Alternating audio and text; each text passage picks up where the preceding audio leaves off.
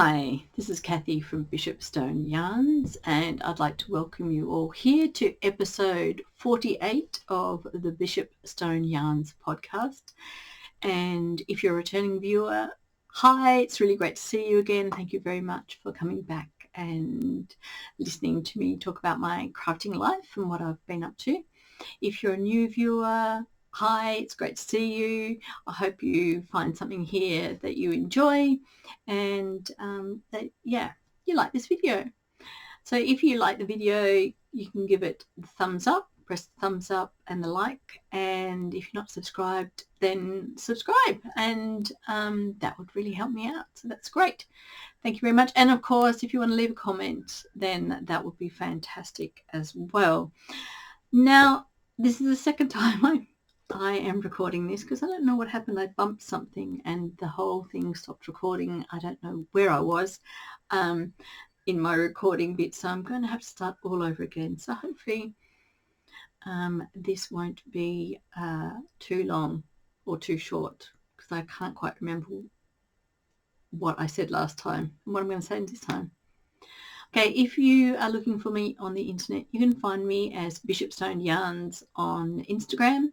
You can find me as Bishopstone Yarns on Facebook. You can find me as Bishopstone on Ravelry, where I put up most of my knitting and spinning projects.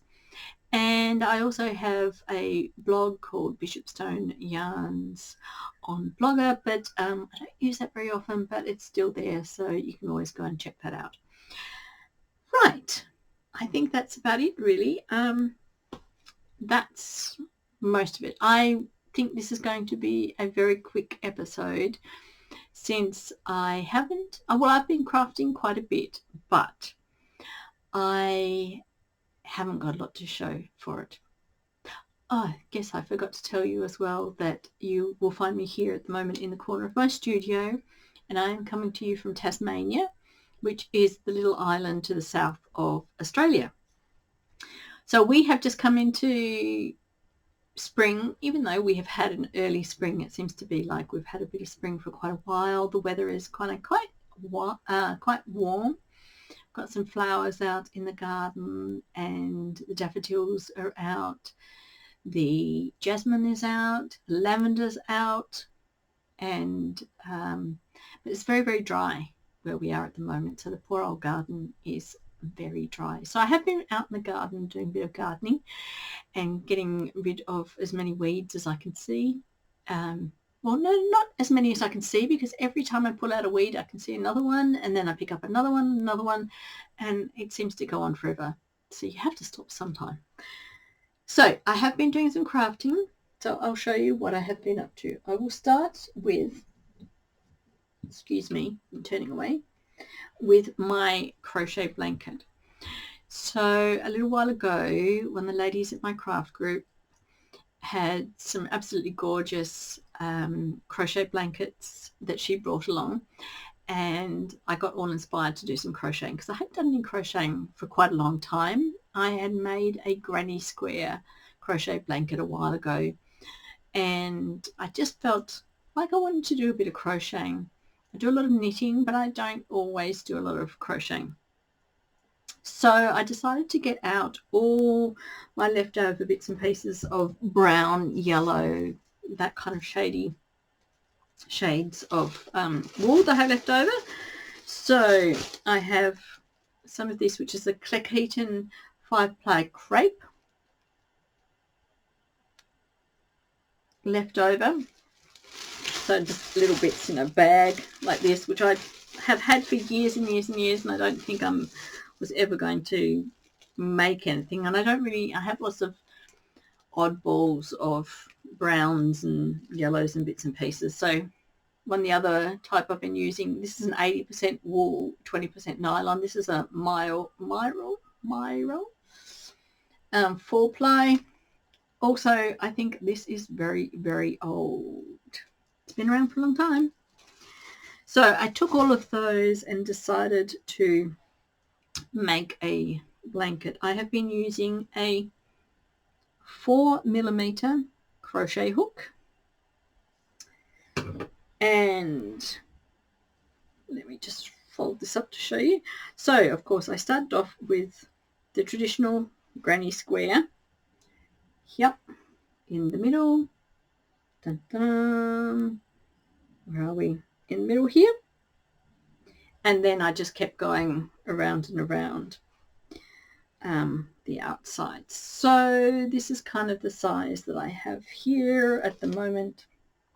You can see it. Hello. And so it's kind of lap size at the moment. It's not huge, but it's not tiny either. So it's enough that it would, I don't know, you know, you could have it on your lap of an evening.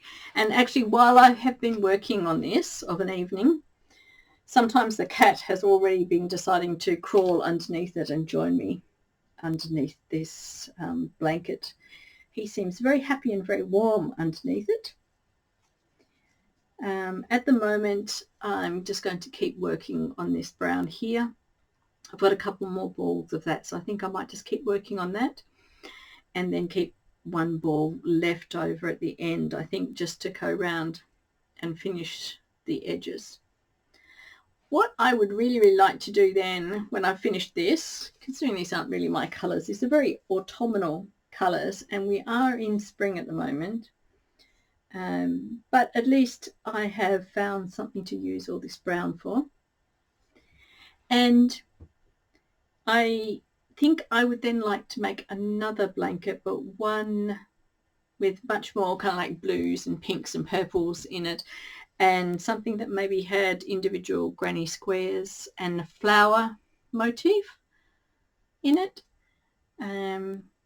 Yeah, I mean, I know Anne and Carlos have got a pattern that have a granny square blanket pattern using, with motifs of flowers. I think Attic 24 also has some as well.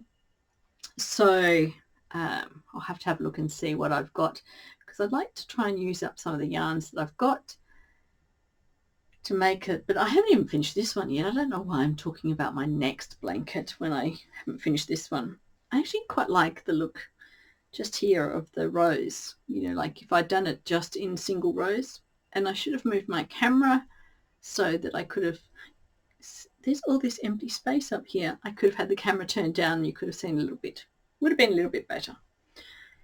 But I've started and I'm going to keep going. So that is my granny square blanket that I'm working on at the moment. And the other thing I have been working on, even though very slowly, is this pattern, which is a free pattern on Ravelry. You can find it there. And I am using Ramu Finugard for this. I have changed, this one is a cardigan, as you can see. This is a cardigan.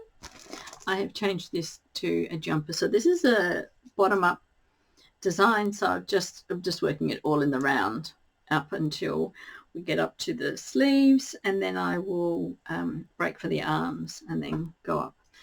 But I've got a little way to get to that. This is the yarn I'm using in this absolutely beautiful colour, just like a purple with a little bit of, it's purple with a bit of very, very dark brown or black kind of in it, but I absolutely love it. I love this colour. And here is the jumper so far. You have to kind of imagine that that is actually the, where are we? No, this side. This is the front here. Oh, where am I? I'm all over the place. Here we go. So here we go. There's the front. And so this panel, whoops, this panel here is the middle of the front. Bit hard to show you, but there we go. That is it. So I haven't got very far into the body with that, but I have tried it on. It looks okay. Quite happy with it. And that's my knitting, going very slowly because I've been too busy doing my crochet and spinning. I have been doing quite a bit of spinning, but usually this episode would be a sit and spin episode, but I'm just mixing it up a little bit here. So it's not a sit and spin. It is going to be, crafting one. Anyway, moving on with my little quick episode here. I was gifted these lovely needle protectors, so point protectors for your needle. Is my camera going to focus? It's not going to. I'll come back a bit. So these are little tulips. So these are made in Japan, and this says here it's a large size, and they are 4 to 6 millimeters to fit needles 4 to 6 millimeters. I was hoping to use it on these needles here, but these are 3.25, so I'm not sure if they will actually fit or stay on the end of these needles, but I will give them a go. But I really, really like using needle protectors, and I really should get some more of them, because I do have some that are just like little triangles, plastic triangles, which work well, but these are so much cuter, and I know you can get them in all sorts of designs. You can probably get them in frogs, which would be really great. Green frog would be fantastic. I'm sure you can get them in owls and bunny rabbits and all sorts of shapes, and I'm sure there'll be other flowers as well. So that was really, really nice of my son to give me those. And yes, I'll try that on these after this video and see if they work or not. The other thing I have been working on, well, I finished actually, I think I was nearly finished last video when I talked to you about it, is my embroidery, cushion embroidery. So this is the tapestry needlework, and I have finished this. I haven't sewn it into anything yet, but here we go. That is, the whole thing has been finished. I'm actually quite happy with it, and if I hold it back here, it looks really great, and you can't see any mistakes that I have made, because if I put it up closer, I'm sure you can see. Embroidery may not be my thing, in terms of I don't think I'm particularly good at it, but I have really enjoyed making this, and I look forward. I mean, it is to make it into a cushion, but I'm actually wondering, would I make it into a wall hanging? It'd be really nice on the wall. I mean, it's just so pretty. I don't know. But the thing that I am amazed at is I still have all of these threads left over from the kit. That's a lot. There's a lot of wool still left over in there. And I haven't left anything out from this kit, from this embroidery. It's not like I forgot to do flowers or didn't do bits and pieces. I've finished it all. They were incredibly generous with their amount of wool they have put in here. So yeah, I don't know. I'll have to find something else to do with this, another embroidery, because I quite enjoy some of the embroidery. As I will give you a close-up here of some of the things that I really, where are we? See these leaf pattern, leaves here? Where are they? Here. I love those. Those leaves are just gorgeous. There is something really, really nice about them. I guess it's all just sewing, isn't it, and stitching. But there is something absolutely gorgeous about stitching and creating. I think there's something lovely about all of it. Yeah, so I've done some crocheting, I've done some knitting, I've done some embroidery, and yes, I have been doing, a really little, small amount of work on my Farmer's Wife sampler quilt. I have made one block, and I have started putting my pieces together. Now this is going to be a little tricky to show you, but I'm just going to say here are some of the Farmer's Wife pieces which I'm starting to put together.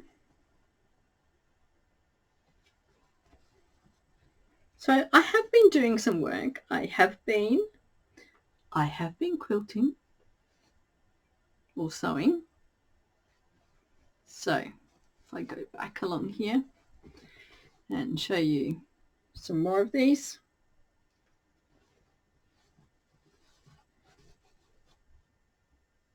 So I think I've explained before, the Farmer's Wife sampler quilt is a quilt that uses up just lots of different types of blocks. Each block is different, and I think there are 112 blocks in the entire quilt. I have done 73 blocks, which I have pieced most of them together. What I was hoping to do was to stop there and make them into a quilt, and then when I work on the rest of the blocks, then I could make them put those into another quilt. So I've ended up with 2 different quilts.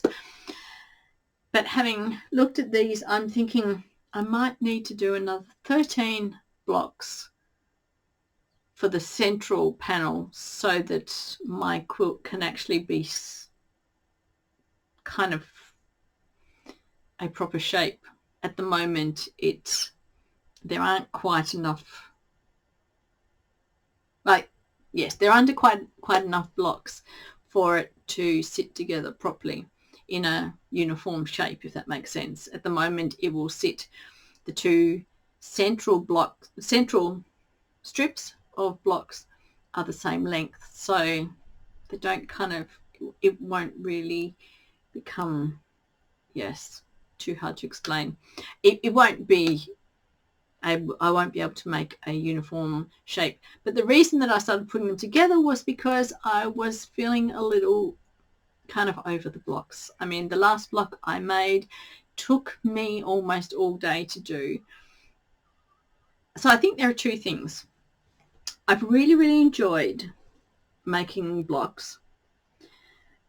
I've learnt a lot. I am not a quilter, and so this has really taught me how to cut, how to put blocks together, just different techniques, which has been fantastic and really, really wonderful. I mean, blocks like this, of course, are a lot easier to put together because you're really just looking at squares, cutting out squares, putting them together, and that's pretty straightforward and quick and easy.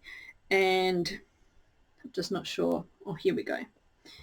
I can show you this one. So something like this one takes a little bit more time. So you're cutting out you're cutting out squares and sewing squares together, and then making triangles, cutting off the back, all that kind of stuff.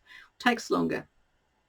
So a couple that I've worked on recently have been taking a lot longer than I was hoping for. And also I am running out of a lot of this material that I've already used in the block, and I think it's too late in the piece to actually start introducing new material into the block. So I'm not sure what I'm going to do. I mean, a lot of these pieces only use small kind of like little pieces, but the pattern that I have, or the way that I'm putting them together, actually usually makes you cut out bigger pieces and then you're cutting smaller pieces, like one big piece into smaller pieces by sewing it together and stuff. But I'm still running out of material. Do I have enough material, a variety of material to make 13 blocks? I don't think I do. I mean, I have enough material to make 13 blocks in my material stash, but they're not colours that I have used in the block so far, and therefore I don't think you can have one row of blocks all made with totally different colours to the rest of the quilt. So I'm not quite sure what I'm going to do yet. I have to go back and have another look through the material I have left and see whether or not I could possibly stretch it out to make 13 blocks. Do I want to make 13 blocks? No, I don't want to. But if I have to make 13 more blocks to finish the quilt, I will have to make 13 more blocks. I don't really want to think about it at the moment.